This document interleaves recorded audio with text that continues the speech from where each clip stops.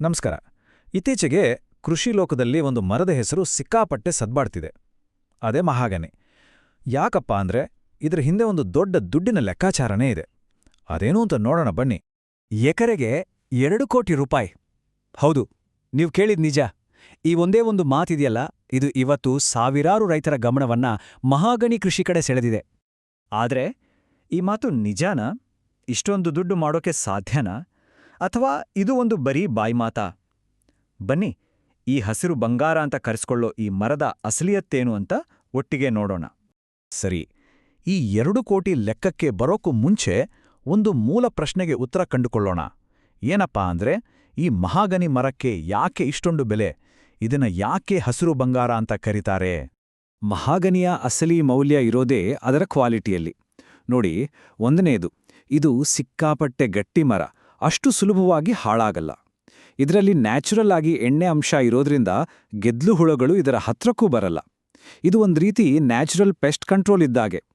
ಅಷ್ಟೇ ಅಲ್ಲ, ಇದರ ಆ ಕೆಂಪು ಕಂದು ಬಣ್ಣ, ಆ ನೇರವಾದ ನಾರು ನೋಡಕ್ಕೆಷ್ಟು ಚೆನ್ನಾಗಿರುತ್ತೆ ಅಂದ್ರೆ ದುಬಾರಿ ಫರ್ನಿಚರ್ ಮಾಡೋರಿಗೆ ಇದು ಫಸ್ಟ್ ಚಾಯ್ಸ್. ಇದು ಕೇವಲ ಫರ್ನಿಚರ್ಗೆ ಮಾತ್ರ ಸೀಮಿತ ಅಲ್ಲ. ನೀರಿಗೆ ಹಾಳಾಗಲ್ಲ ಅನ್ನೋ ಕಾರಣಕ್ಕೆ ಇದನ್ನ ಹಡಗು, ಬೋಟ್ಗಳ ತಯಾರಿಕೆಯಲ್ಲಿ ಬಳಸ್ತಾರೆ. ಅಷ್ಟೇ ಅಲ್ಲ, ಗಿಟಾರ್ನಂತಹ ಮ್ಯೂಸಿಕಲ್ ಇನ್ಸ್ಟ್ರೂಮೆಂಟ್ಸ್ ಮಾಡೋಕ್ಕೂ ಇದು ಬೇಕು. ಯಾಕಂದ್ರೆ ಇದರಿಂದ ಒಳ್ಳೆ ಸೌಂಡ್ ಬರುತ್ತೆ. ಇಂಟ್ರೆಸ್ಟಿಂಗ್ ಅಂದ್ರೆ, ಇದರ ಎಲೆ, ತೊಗಟೆ, ಬೀಜಗಳಿಂದ ಆಯುರ್ವೇದ ಔಷಧಿಗಳನ್ನು ಮಾಡ್ತಾರೆ. ಅಂದ್ರೆ ಇದಕ್ಕೆ ಬೇಡಿಕೆ ಅನ್ನೋದು ಒಂದಲ್ಲ, ಹಲವು ಕಡೆಯಿಂದ ಇದೆ.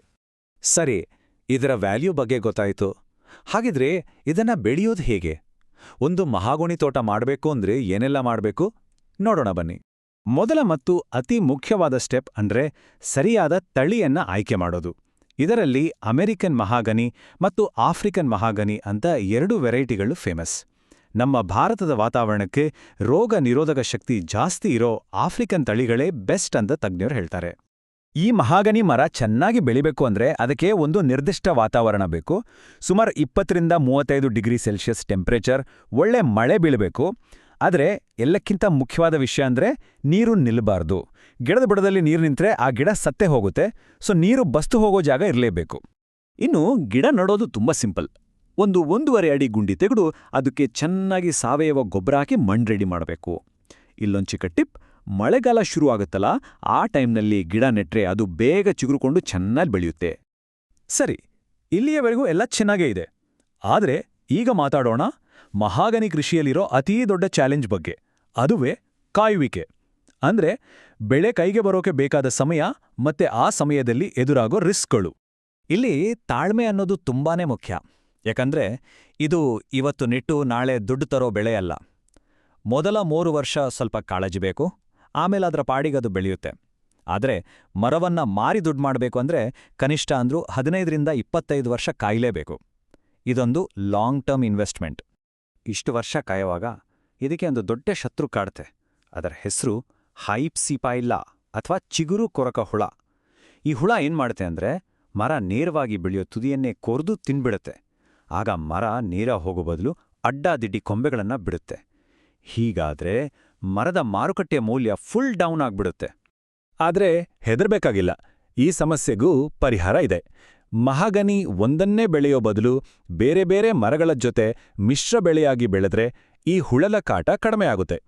ಒಂದು ವೇಳೆ ಹುಳ ಬಿದ್ರೂ ಆ ಕೊಂಬೆಗಳನ್ನ ಕತ್ತರಿಸಿ ತೆಗೆದುಹಾಕಿದ್ರೆ ಸಾಕು, ಹರಡುವುದನ್ನ ತಡೆಬೋದು. ಸರಿ, ಈ ಚಾಲೆಂಜ್ಗಳನ್ನೆಲ್ಲ ದಾಟಿ ಮತ್ತೆ ನಾವು ದುಡ್ಡಿನ ಲೆಕ್ಕಕ್ಕೆ ವಾಪಸ್ ಬರೋಣ.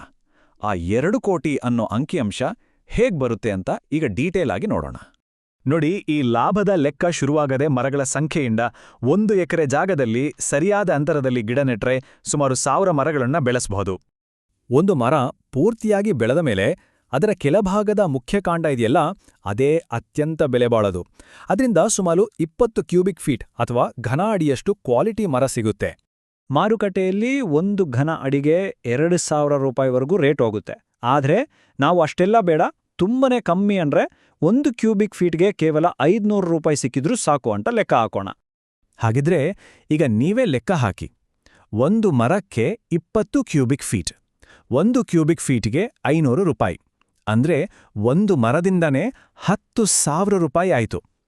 1 ಎಕರೆಯಲ್ಲಿ ಎಷ್ಟು ಮರ ಇರುತ್ತೆ? 1000 ಮರ. ಸೊ 1000 ಇಂಟು 10,000 ಒಟ್ಟು 1 ಕೋಟಿ ರೂಪಾಯಿ. ಇದು ಬರೀ ಮರದ ಮುಖ್ಯ ಕಾಂಡದ ಲೆಕ್ಕ ಅಷ್ಟೇ. ಅದರ ಮೇಲ್ಭಾಗದ ಕೊಂಬೆಗಳು ಉಳಿದ ಮರಕ್ಕೂ ಬೆಲೆ ಇರುತ್ತೆ. ಅದನ್ನೆಲ್ಲ ಸೇರಿಸಿದ್ರೆ ಈ ಆದಾಯ ಡಬಲ್ ಆಗಿ 2 ಕೋಟಿ ಮುಟ್ಟೋ ಸಾಧ್ಯತೆ ಇದೆ. ಎಕ್ರೆಗೆ 2 ಕೋಟಿ ಅನ್ನೋ ಮಾತು ಹುಟ್ಕೊಂಡಿದ್ದೇ ಈ ಲೆಕ್ಕಾಚಾರದಿಂದ. ಸರಿ, ಈಗ ಕೊನೆಯ ಭಾಗಕ್ಕೆ ಬಂದಿದ್ದೇವೆ. ಇಲ್ಲಿ ನಾವು ಲಾಭ ಮತ್ತು ನಷ್ಟ ಎರಡನ್ನೂ ತಕ್ಕಡಿಯಲ್ಲಿಟ್ಟು ತೂಗಿ ನೋಡೋಣ. ಆಗ ಒಂದು ಸರಿಯಾದ ನಿರ್ಧಾರಕ್ಕೆ ಬರೋಕೆ ಸಹಾಯ ಆಗುತ್ತೆ. ಈ ಕೋಟಿಗಳ ಲೆಕ್ಕ ಕೇಳಕ್ಕೆ ಚೆನ್ನಾಗಿದೆ, ಆದರೆ ಇದ್ರ ಜೊತೆ ಕೆಲವು ಕಹಿ ಸತ್ಯಗಳೂ ಇವೆ. ಅವುಗಳನ್ನು ನಾವು ಮರಿಬಾರ್ದು. ಮೊದಲನೇದು, 25 ವರ್ಷ ಕಾಯೋದು ಸುಲಭದ ಮಾತಲ್ಲ. ಎರಡನೇದು, ಆ ಚಿಗುರು ಕೊರಕು ಹುಳದ ಕಾಟ.